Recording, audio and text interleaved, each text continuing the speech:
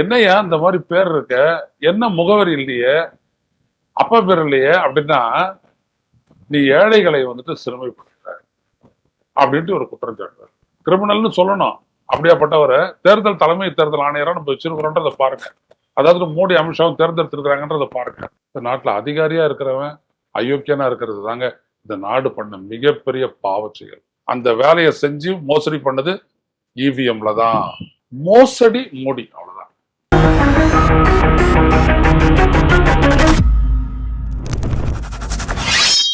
வணக்கம் தோழர்களே. ரோச செய்தியின் வாயிலாக இன்று மீண்டும் உங்களை சந்திப்பதில் பெருமகிழ்ச்சி அடைகின்றேன். நேற்றைய தினம் தலைநகர் டெல்லியில் பத்திரிகையாளர்களை சந்தித்தார் இந்திய தலைமை தேர்தல் ஆணையர் ஞானேஷ்குமார். எல்லோரும் ரொம்ப எதிர்பார்த்தாங்க. காங்கிரஸ் கட்சியினுடைய நாடாளுமன்ற உறுப்பினர் எதிர்கட்சி தலைவர் ராகுல் காந்தி எழுப்பிய அந்த கேள்விகளுக்கெல்லாம் பதில் கூறுவார் என்று எதிர்பார்த்தார்கள். ஆனால் அப்படி எதுவும் நடக்கவில்லை. எப்போதும் போல அவர் ராகுல் காந்தி சொன்ன குற்றச்சாட்டுக்கு அவர் ஒரு வாக்குமூலம் அளித்து சட்டபூர்வமாக புகார் தெரிவிக்க வேண்டும். அப்படி இல்லை என்றால் 7 நாட்களுக்குள் அதை செய்ய வேண்டும், இல்லை என்றால் அவர் மன்னிப்பு கோர வேண்டும் என்று சொல்லி 10ஆம் புதுவில் முடித்து விட்டார். பலமுறை இந்த 10 நாட்களில் ராகுல் காந்தி இந்த மகாதேவ்புரா சட்டப்பேரவை தொகுதி, கர்நாடகாவில் உள்ள சட்டப்பேரவை தொகுதியில் நடந்த வாக்கு பதிவு மோசடி தொடர்பாக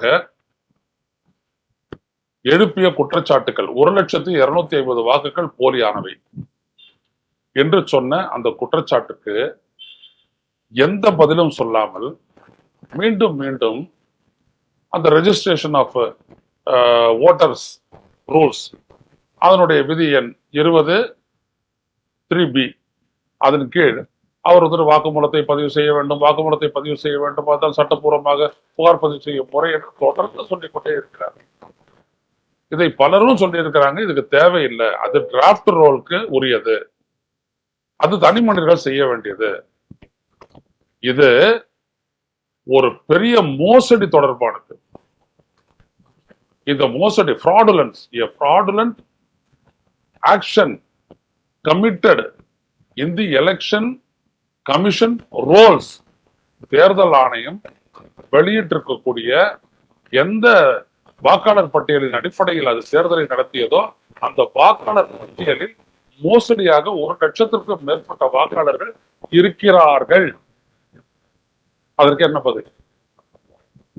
அதற்கு ஒரு பதிலும் சொல்ல மாட்டேங்கிறார்.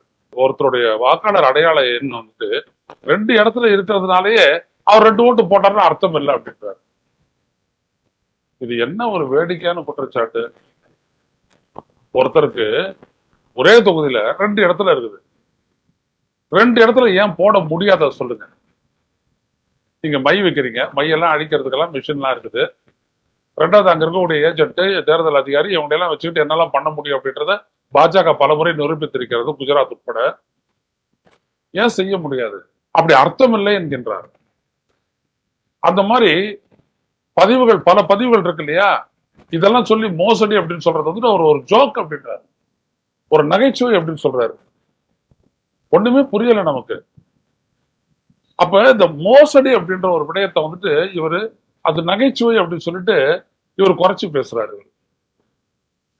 40,009 வாக்காளர்கள் பல இடங்கள்ல முகவரி இல்ல,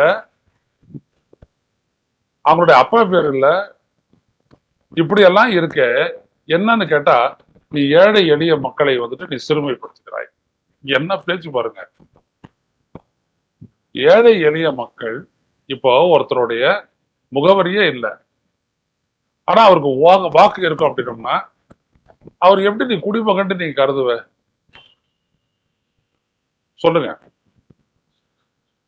அவர் பிளாட்பாரத்திலேயே வாழறாரு அப்படின்னோம்னா அதுக்கு எப்படி முகவரி தருவீங்க? யாரு போயிட்டு அவங்களை எனுமரேஷன் பண்ணுது? தலைமை தேர்தல் ஆணையரே யாரு போயிட்டு அவருடைய ஓட்டை சேர்த்தது? அதாவது பாஜக பண்ண மோசடியை எப்படி திருப்புறாரு பாருங்க.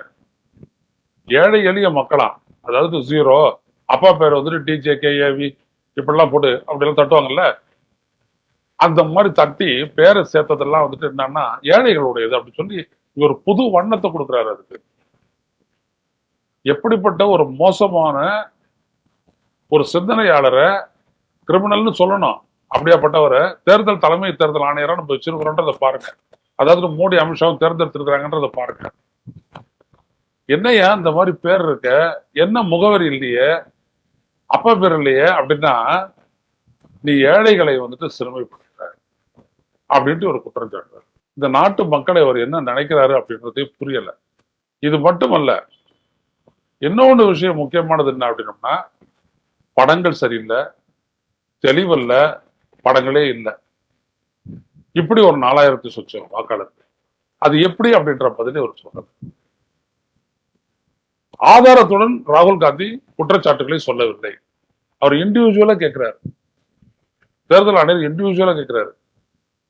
ராகுல் காந்தி சொன்னது என்ன, ஒட்டு மொத்தமாவே மகாதேவ்புரா சட்டப்பேரவை தொகுதியில இவ்வளவு பேர் இருக்காங்க, 1,250,000 பேர் வந்துட்டு போலி அப்படின்னு அவர் சொல்றாரு. அதுக்கு உங்களுடைய பதில் என்ன? அதுக்கு அவர் சொல்லவே இல்லை. ஏன் அவர் சொல்லலை அப்படின்னோம்னா, இங்கதான் ரொம்ப முக்கியமான அந்த கேட்ச் இருக்குது. இதுல போலி எப்படி வந்துச்சு அப்படின்ற ஒரு கேள்விக்கு ஒரு பதில் சொல்ல போனார்னா, எப்படி இவர்கள் எல்லாம் வாக்காளர்களாக பதிவு செய்யப்பட்டார்கள் அப்படின்ற ஒரு கேள்வியில வந்து அது நிற்கும். இதான் ரொம்ப முக்கியம். யார் இவங்களுடைய வாக்க பதிவு செஞ்சது? Double entry. ஒரே ஆள் இங்க கர்நாடகத்துல இருக்கிறாரு, மத்திய பிரதேசத்துல இருக்கிறாரு, மராட்டியத்துல இருக்காரு, மற்ற இடத்துல இருக்காரு. யார் பதிவு செஞ்சது? இது ஒரு திட்டமிட்ட ஒரு மோசடி அப்படின்றது இதை பார்க்கிற எல்லாருக்குமே தெரியும். அதை யார் செஞ்சது? இந்த இடத்துலதான் தலைமை தேர்தல் ஆணையர் வந்துட்டு அந்த பாஜகவினுடைய அந்த மோசடி வேலையை மறைக்கிறார். ஏன்னா இதை செஞ்சவங்க ஒண்ணு அதிகாரியா இருக்கணும், இல்ல ஒரு கட்சியை சார்ந்தவங்களா இருக்கணும். எப்படி வேணாலும் இருக்கலாம், ரெண்டுமே இருக்கலாம். பாஜகவினுடைய பண்ணா பிரமுக்ஸ் மட்டுமே செஞ்சிருப்பாங்க அப்படின்றதுனால ஏற்கனவே அதிகாரிகள் செஞ்சிருக்கக்கூடிய ஒரு விடயத்தை வந்துட்டு ஸ்ரீனிவாஸ் கோடா அப்படின்றவர் வந்துட்டு சொல்லியிருக்காரு. ஆந்திரா தெலுங்கானால பண்ண 46 லட்சம் வாக்காளர்களை வந்துட்டு நீக்கிற மோசடியை பத்தி சொல்லும் போது அவர் சொல்லியிருக்காரு. அதனால அதிகாரிகளும் பண்ணலாம். நமது கேள்வி என்னன்னா, எப்படி இவங்க வாக்காளர் பட்டியல்ல வந்தாங்க? ஒரு 70-74 வயசு பெண்மணி 2 இடத்துல எப்படி வந்தாங்க?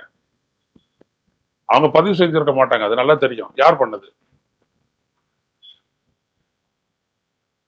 அதாவது படிவம் என்ன 7 பதிவிறக்கம் செஞ்சுதான் நீங்க வந்துட்டு வாக்காளர் பட்டியல சேர்க்கணும். உங்களை சேர்த்துக்கணும், இல்லாட்டி உங்களை டெலீட் பண்ணிட்டு வேற ஒரு இடத்துல சேர்க்கணும். ஆனா அதுல சேர்க்கக்கூடியது யார் அப்படின்னு பாத்தீங்க அப்படின்னா, எல்லாமே 18 வயசு நிரம்பியவர்கள் வந்து சேர்க்கணும். சப்ரேஜ். அவங்க தானே வாக்காளர் பட்டியல்ல வாக்காளர்கள் ஆகிறதுக்கான உரிமை உண்டு. அதுல எப்படி 70 வயசு, 75 வயசு, 90 வயசு, 94 வயசு ஆட்களை எல்லாம் சேர்த்தாங்க? அப்ப இது திட்டமிட்டு சேர்க்கப்பட்டது தானே அர்த்தம். நினைச்சு பாருங்க.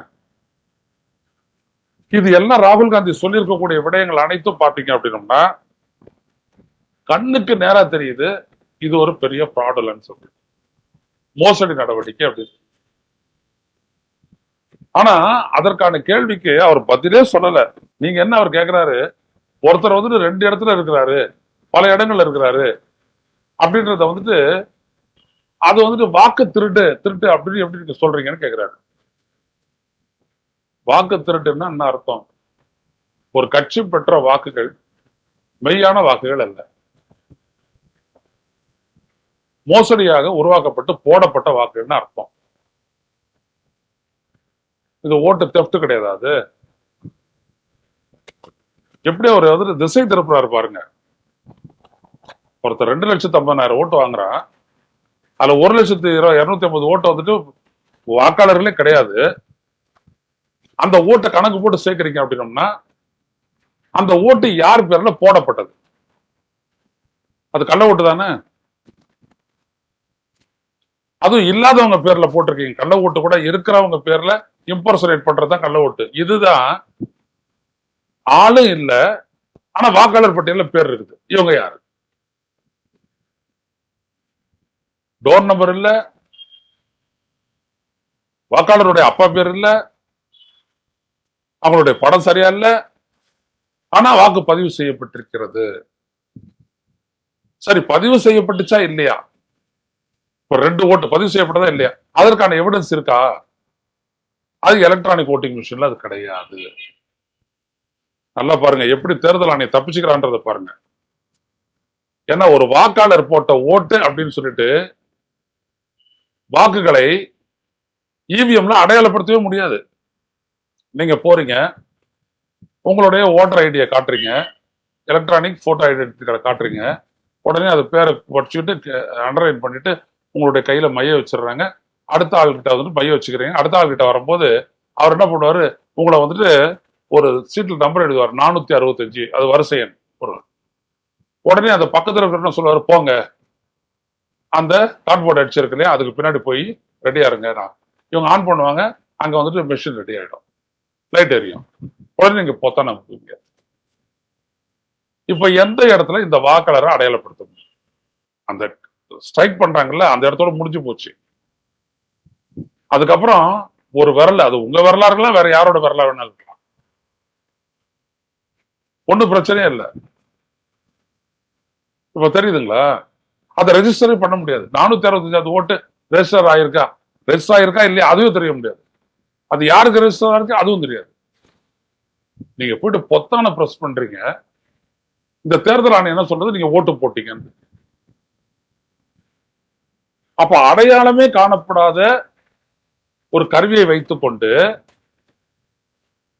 எப்படி இவங்க 2 தடவை ஓட்டு போட்டாங்கன்னு சொல்றீங்கன்னு சொல்லிட்டு இவர் ராகுல் காந்தியை பத்தி கேள்வி திருப்புறாரு. 2 இடத்துல அவங்க வாக்குப்பதிவு வாக்காளர் பட்டியல் இருந்தாங்கன்னா ஓட்டு போட்டாங்கன்றது அர்த்தம் இல்லையேன்றாரு. நான் கேட்கிறேன், அவங்க ஒரு முறை ஓட்டு போட்டது கூட என்ன அத்தாட்சின்றேன். இப்ப 2 இடத்துல இருக்குன்னா 2 இடத்துல ஸ்ட்ரைக் பண்ணிருக்கணும் இல்லையா? அது எங்க இருந்து பண்ணணும்? பூத்துக்கு அனுப்பப்பட்ட வாக்காளர் பட்டியலை நீங்க சரி பார்த்து இல்லவே இல்லை, 2வது இடத்துல அவங்க பதிவு பண்ணிருக்காங்க, ஆனா வாக்களிக்கப்படல அப்படின்னு தேர்தல் ஆணையத்தை நிரூபிக்கிறான் இல்லையா? ஏன்னா தேர்தல் ஆணையத்திட்ட தானே இருக்காது ஒரு பூத்துக்கு அனுப்பப்பட்ட அந்த வாக்காளர் பட்டியல், அதை வச்சு நிரூபிக்கலாம் இல்லையா? நிரூபிக்கிறார். எவ்வளவு ஆச்சு? 10 நாள் ஆயிடுச்சு. ஏன் செய்யல? 7000 சொச்சம் பேர் அப்படி ஏன் செய்யல? ஏன்னா இவங்க செய்ய போனாங்கன்னா இதெல்லாம் சேர்த்தது யாருன்ற கேள்வி வரும். அதான் இங்க எப்படி சேர்த்தாங்க அப்படின்றத இப்ப பிரச்சனை. அழிச்சது இன்னொரு பிரச்சனை. அது காங்கிரஸ் கட்சிக்கு தெரியாது, யாருக்குமே தெரியாது எவ்வளவு ஓட்டு அழிச்சாங்கன்றது தெரியாது. நம்ம தான் சொல்றோம் நேர்பாப் அப்படின்ற ஒரு போர்ட்டல்ல போயிட்டு அழிச்சிடலாம் அப்படின்றத நம்ம சொல்லியிருக்கோம். அது நடந்தும் இருக்குது. அப்படி மகாராஷ்டிரால கூட நடந்துச்சு. ஆனா யார் அழிக்கப்பட்டாங்கன்னு தெரியாது. வாக்கு போட போய் எங்களுடைய வாக்கு இல்லைன்னு சொன்னவங்க தான் அதை சொல்லணும். அதை யார் எனுமரேட் பண்ண? ஒரு வாக்குச்சாவடிக்கு போயிட்டு எனக்கு ஓட்டு இல்லை அப்படி சொல்லி யாரு சொன்னாங்களோ அவங்கள யாரு சொன்னா? ஓட்டுல அவன் பாட்டுக்கு பிரசாத போறான், வெளியில வந்துட்டு கண்ண கசைக்கு அழுவ போறானா, இல்லாட்டி ப்ரொடெஸ்ட் பண்ண போறானா? அவன் சைலண்டா போயிடுறான். இந்த தேர்தல் ஆணையத்துல இது நடத்தக்கூடிய தேர்தல்ல எங்கேயுமே எவிடன்ஸ் கிடையாதுன்ற நான்.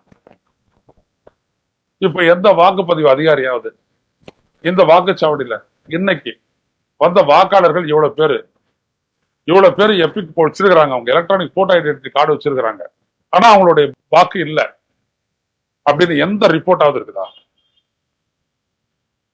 கிடையாது, கிடையவே கிடையாது. இது உலகத்துல வேற எங்காவது நடக்குமா? நீங்க அந்த பட்டியல்ல இருந்து இது வரைக்கும் பல தேர்தலில் ஓட்டு போட்டிருக்கீங்க, இந்த முறை போனீங்க இல்லைன்றாங்க. ஒரு டிமாண்ட் ஓட்டாவது போட முடியுமா? கிடையாது. போய்கிட்டே இல்ல சார், பட்டியல் இருந்தா தானே சார் நான் அனுமதிக்க முடியும். அவ்வளவுதான், முடிஞ்சு போச்சு. உங்களுடைய கையில அந்த மையப்பா வராது. அப்படி மை போடாதவங்க எவ்வளவு பேரு இந்த நாட்டுல? அது ஏதாவது பண்ணிருக்கியா நீ? தேர்தல் ஆணையத்தை கேட்கிறேன், பண்ணிருக்கீங்களா? இல்ல. அப்ப எந்த முகத்தோட வந்துட்டு பத்திரிகையாளர்களை சந்திச்சுக்க? திசை திருப்பல், அவ்வளவுதான். நீ வாக்குமூலம் கேட்கறல ராகுல் காந்திக்கு, அதான் பத்திரிகையாளர் கேட்டாங்க, இவருக்கு வாக்குமூலம் கேட்கறீங்கல்ல, அபிடவிட் தாக்கல் பண்ணிட்டு தான் அவர் புகார் பண்ணணும்ட்டு காங்கிரஸ் கட்சியை சேர்ந்த முன்னாள் அமைச்சர் தாக்கூர், அனுராக் தாக்கூர், அவர் சொன்னாரு இதுல மோசடி நடந்திருக்கு. பிரியங்கா காந்தி போட்டியிட்ட வயநாடு, ராகுல் காந்தி போட்டியிட்ட ரேபரேலி, அப்புறம் முலாயம் சிங் யாதவ் போட்டியிட்ட தொகுதி, இதுல எல்லாம் வந்துட்டு மோசடி நடந்திருக்குன்னு. அங்கேயே அதை கேட்கலன்னு கேட்டாங்க. பதில் இல்லை.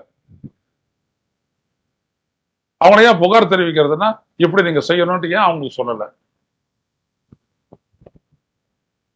அப்ப நீங்க ஒவ்வொரு இடத்துலையும் பாருங்க, இந்த தேர்தல் ஆணையம் எந்த விதமான ஆதரவு கொடுக்காமலேயே ஒரு தேர்தல் நடத்துகிறது.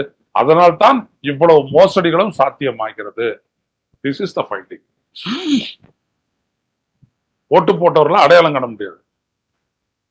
ஓட்டு 2 இடத்துல போட்டாங்களான்னு கண்டுபிடிக்க முடியாது. அது போல் டேட்டால இருக்குது. அந்த டேட்டா யாருக்கிட்ட இருக்குது? தேர்தல் ஆணையத்துக்கிட்ட தான் இருக்கு. கண்டுபிடிக்குமா? பிடிக்காது. அவ்வளவுதான். இவங்க என்ன நினைச்சாங்கன்னா, இண்டிவிஜுவலா தானே இவங்க கம்ப்ளைண்ட் கொடுக்க முடியும். அப்படி கம்ப்ளைண்ட் கொடுத்தாங்கன்னா என்ன சொல்லலாம்? ஓரிரு இடங்கள்ல அப்படி இப்படிதான் நடக்கும், இதை வச்சுட்டு பெருசா பேசக்கூடாது அப்படிதானே சொன்னாங்க.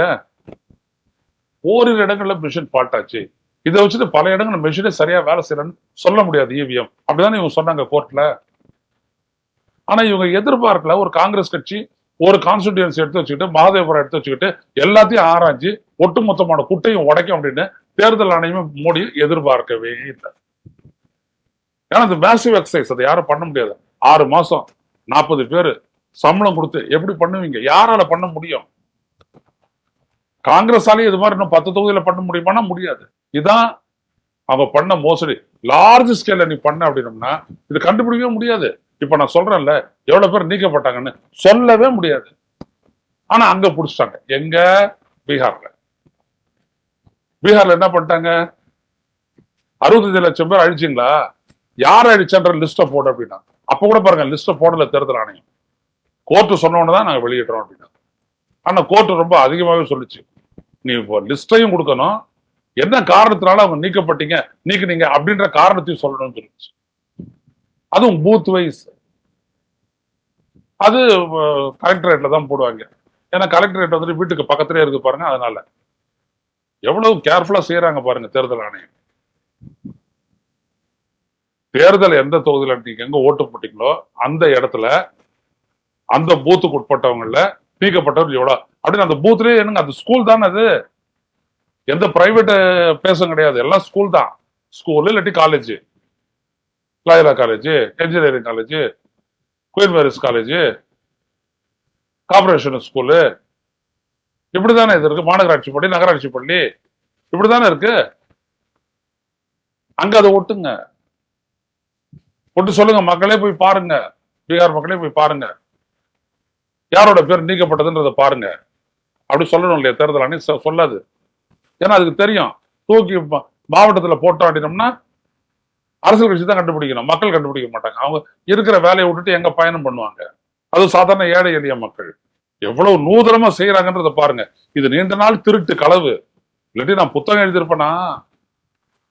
எனக்கு இவங்க பார்த்தாலே இவங்களோட மோசடி பேர் வழி அப்படின்றத நான் பல இடங்கள நான் சொல்லிட்டேன். என்னை விட கேட்கறாங்க, ஏன் இவ்வளவு கோவப்படுறீங்கன்னு. வேற வழி என்ன இருக்குது? கண்ணுக்கு தெரிஞ்சு தெரியாம தான் பிட் பாக்கெட் அடிக்கிறான் இவன். கண்ணுக்கு தெரிஞ்சு எல்லாம் மோசடியும் செய்யறான் இந்த தேர்தல் ஆணையம். அது கூட பெனிஃபிஷியரி இருக்கான், அவனோட கூட்டு சேர்ந்து பண்றான். அதான் பிஜேபி. இல்லாட்டி உச்ச நீதிமன்ற தலைமை நீதிபதியும் வச்சு அந்த பேனலை வச்சிருக்க மாட்டாங்களா? எதிர்கட்சி தலைவர், பிரதமர், உச்ச நீதிமன்ற தலைமை நீதிபதி 3 பேரும் சேர்த்து தேர்ந்தெடுத்தா என்ன போச்சு? ஏன் அதை மாத்துறாங்க மோடி அமித்ஷாவும்? ஏன்னா அவங்களுக்கு வசதியான ஆளா இருந்தா தான். அந்த மாதிரி ஞானேஷ்குமார் மாதிரி ஒரு ஆளு ஒரு கிடைப்பாரு. எல்லாத்தையும் நாங்க பாத்துக்கிறோம், நீ எல்லாத்தையும் நல்லா பண்ணு. மீறி அசோக் லாவாசா மாதிரி ஏதாவது கேள்வி கேட்டானா மிரட்டுறது. அவன் புள்ள வீட்டுல ரைடு, அவன் பொண்ணு வீட்டுல ரைடு, அவன் மனைவி வீட்டு ரைடு. ஒண்ணு வெளியேறி வேர்ல்டு பேங்குக்கு போறியா, இல்ல உள்ள போறியா? இல்ல நான் வெளில போறேன். வெளில போவோம். இப்படி எல்லாம் நடந்துச்சுல்ல, ஏன் செஞ்சீங்க? ஏன் அசோக் லாவாசாவை மிரட்டினீங்க? ஏன்னா அந்த மோசடி தேர்தல் ஆணையத்துக்குள்ள இருந்தே வெளில வந்தா என்ன பண்றது? ஸ்டாட்டிஸ்டிக்ஸ் டிபார்ட்மெண்ட்ல இவங்க எந்த ஸ்டாட்டிஸ்டிக்ஸும் வெளியிட போது அந்த என்எஸ்ஓல இருந்துட்டு ஒருத்தர் வெளில வந்துட்டு சொன்னார் இல்லையா, ரிசைன்மெண்ட் வந்து. அந்த மாதிரி எதுவும் நடந்துடக்கூடாதுன்னு பயந்ததுதான் மோடியினுடைய மோசடி மோடி, அவ்வளவுதான் ஈக்குவேஷன். தேர்தல் ஆணையம் அதுல வந்துட்டு கையாளு, அவங்களோட கையாளு. கேட்டாங்க ஃபாரினர்ஸ்ன்றீங்களே, இந்து பத்திரிகை நிருபர் தான் கேட்டிருக்காரு, இந்த இவ்வளவு தூரம் இதுல எவ்வளவு ஃபாரினர்ஸ் நீக்கி இருக்கிறீங்க? வங்கதேசத்தை சேர்ந்தவர், நேபாளத்தை சேர்ந்தவர், மியான்மரை சேர்ந்தவங்க எவ்வளவு பேரை நீக்கி இருக்கிறீங்க? பதில் இல்லை. என்ன சொல்றாரு, இது எனுமரேஷன் ப்ராசஸ்ல பார்ப்போம், அப்படி யாராவது இருந்தாங்கன்னா அவங்க வாக்காளர் பட்டியலில் இடம் பெற மாட்டாங்க. அப்ப இதைத்தான ஒரு காரணமா வச்சுட்டு எஸ்ஐஆர் சொன்னீங்க, ஸ்பெஷல் இன்டென்சிவ் ரிவிஷன் ஏன் பண்றீங்கன்னா இதான் காரணமா சொன்னாங்க. அதுக்கான ஆதாரமே இல்லை. ஒருத்தன் ஒரே ஒரு வெளிநாட்டவன் நீக்கப்பட்டதா இருந்ததா நீக்கப்பட்டதா ஆதாரமே இல்லை. எப்படி விளையாடுது பாருங்க தேர்தல் ஆணையம். சரி, இந்த மாதிரி தேர்தல் வரக்கூடிய நெருக்கத்துல இப்படி செய்யலாம்னா 2003 கூட செஞ்சிருக்கிறோம். 2003 செஞ்ச கேட்ட கேள்வி என்ன, இப்படி தேர்தல் வர்றதுக்கு முன்னாடி இப்படி செஞ்சிருக்கியா அப்படின்னு கேட்டா செஞ்சிருக்கோம் அப்படின்னு சொன்னா 2003. ஆனா 2005 தான் அங்க தேர்தல் நடந்தது, எங்க பீகார்ல. அப்ப இப்ப மட்டும் ஏன் பண்ணணும்? ஏன்னா இப்ப அந்த வாக்காளர்களை நீக்கணும். அதான் 7.25 கோடி வாக்காளர்கள் 65 லட்சம் பேர் பாருங்க, கிட்டத்தட்ட 9% ஓட்டு நீக்கியாச்சு. ஏதோ ஒரு பேரை நீக்கியாச்சு. இதுல அவங்க எதிர்பாராது என்னன்னா, நீதிமன்றம் அந்த பட்டியலை வெளியிட்டு சொன்னா அவ்வளவுதான், மாட்டிக்கிட்டான். திருட போனவன தேல் கொட்டின மாதிரி கத்தவும் முடியாது, வரியை தாங்கவும் முடியாது. அதான் நேத்து இந்த ஞானேஷ்குமாரோட பிரஸ் மீட்ல தெரிஞ்சது. இந்த நாட்டுல அதிகாரியா இருக்கிறவன் அயோக்கியனா இருக்கிறது தாங்க இந்த நாடு பண்ண மிகப்பெரிய பாவச் செயல். அடிக்கடி சொல்லுவாரு, உலக நாடுகள் படிச்சவன் பெரும் பதவியில் இருக்கிறவன்னா அதுதான் ஒரு கௌரவமா நினைப்பான். ஏன்னா தன் மீது ஒரு அரசமைப்பு ஒரு நம்பகத்தன்மை வச்சிருக்கு, ட்ரஸ்ட். இங்க இருக்கிற அதிகாரிகளுக்கு அது கிடையவே கிடையாது. சொரணையற்றவன், சூடற்றவன், மானமற்றவன். பெரும்பாலும் ஒருவேளை நம்மளுக்கு கண்ணுக்கு தெரிஞ்சவன் எல்லாம் அப்படிதான் இருக்கான். என்ன மோசடி இது, ஒண்ணுத்துக்குமே பதில் இல்லை. 1,250,000 பேரு யார் அவங்கள பதிவு சுத்திது, அவங்கள வாக்கு செலுத்துறவங்க யாரு, செலுத்தாதவங்க யாரு, இதெல்லாம் சொல்லு டீட்டெயில. ஒரு வாரத்துல நீ சொல்லு, இல்லாட்டி நாட்டை நோக்கி மன்னிப்பு கேட்கலாம். அவர் ஏன் மன்னிப்பு கேட்கணும்? அவர் தான் பெரிய தேச சேவையை செஞ்சுட்டு இருக்காரு. எதிர்கட்சி தலைவர் ராகுல் காந்தி எப்படி இந்த ஓட்டு தெஃப்ட் நடந்திருக்குது அப்படின்றத அவரு சொல்லிட்டாரு. அவர்கிட்ட மன்னிப்பு கேட்கறது நீ தான் கேட்கணும், என்ன நடந்துச்சுன்றத சொல்லாத. இவ்வளவு பேர் போலியா இருக்கிறாங்களே உள்ள, அதுக்கு என்ன பதிலுன்னா இல்ல. ஆக மக்களே, நன்றாக புரிந்து கொள்ளுங்கள், இதான் மோடி அரசு, இதுதான் பாசிச அரசு. இவங்கெல்லாம் இப்படிதான் இருப்பாங்க, இவங்களுக்கும் ஜனநாயகத்துக்கும் நம்பிக்கை கிடையாது, தொடர்பு கிடையாதுன்னு ஆரம்பத்திலேருந்து நான் சொல்லிட்டு இருக்கிறேன். ஒரு RSS பிஜேபி இந்த இதுல ஜனநாயகத்தின் மீது அவங்க நம்பிக்கையற்றவர்கள். அப்படியே கபலீகரம் தான் அவங்களுடைய அரசியல். கட்சியா வாங்கிடு, கார்பரேட்டா மிரட்டி வாங்கிடு. உதாரணத்துக்கு NDTV, அவன் யாருக்கிட்டே கடன் வாங்கினா அந்த அதானியை வச்சு வாங்க வச்சு, கம்பெனியை வாங்க வச்சு கடனை கட்டு, இல்லாட்டி எழுதி வைக்கிது, ஷேர் என்கிட்ட வந்துருச்சு, நீ கிடையாது அப்படின்னு சொல்லிட்டு அவனை தூக்கி போட்டாச்சு. NDTV ஆளை தூக்கி வெளில போட்டு இன்னைக்கு அது NDTV. இன்னைக்கு பாத்தீங்கன்னா அது வந்துட்டு அப்படியே அது கார்பரேட் குரல்ல அப்படியே பேசுது. Is masters voice. என்னென்ன பேசுறாங்கன்றது பாருங்க. அவ்வளவுதான். ஊடகத்தை விழுகின்றது, கட்சியை விழுகிறது, பணத்தை விழுகிறது, கார்பரேட்டை வாழ வைக்கிறது. கார்பரேட்டோட சேர்ந்து பணம் வச்சுக்கிட்டு எல்லாத்தையும் பண்ண வேண்டியது. இன்னைக்கும் சொல்றேன், ஏதோ ராகுல் காந்தி ஒரு சைட்ல தொட்டுட்டு போயிருக்காரு, EVM தொடவே இல்லை. ஆனா அந்த 4,65,00,000 வாக்காளர்கள் சேர்க்கப்பட்டிருக்கிறாங்க, கூடுதலா கணக்கு காட்டப்பட்டுச்சு இல்லையா, அந்த வேலையை செஞ்சு மோசடி பண்ணது EVMல தான். ஏதோ இத்தோட அது முடியல, 2 இடத்துல அந்த மோசடி நடந்திருக்குது. அதான் ரொம்ப முக்கியம். ஏன் இதை செய்யறாங்க? இவிஎம்ல பண்ற மோசடி பத்தாதுன்றதுனாலதான் வெளியிலயும் அதை பண்ணாங்க. அவ்வளத்தையும் செஞ்சிருக்கிறாங்க, திட்டமிட்டு செஞ்சிருக்கிறாங்க. இப்ப மாட்டிக்கிட்டாங்க. புரிந்து கொள்ளுங்கள் மக்களே. இதற்கு என்ன தேர்தல் என்ன செய்ய போறாங்க எதிர்கட்சின்னா?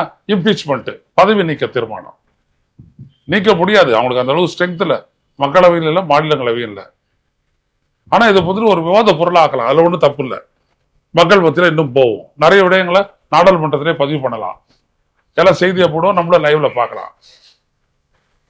ஆனா இதுக்கு தேவை மக்களுடைய எழுச்சி தான். மிகப்பெரிய மக்கள் எழுச்சி இந்த நாட்டில் ஏற்படணும்.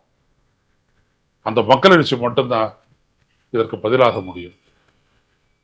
அந்த அடிப்படையில தான் ராகுல் காந்தி நேற்று ஆரம்பிச்சார் இல்லையா, சஸ்ராம், அது பாபு ஜெகஜீவன் ராம் ஜெயிச்ச தொகுதி.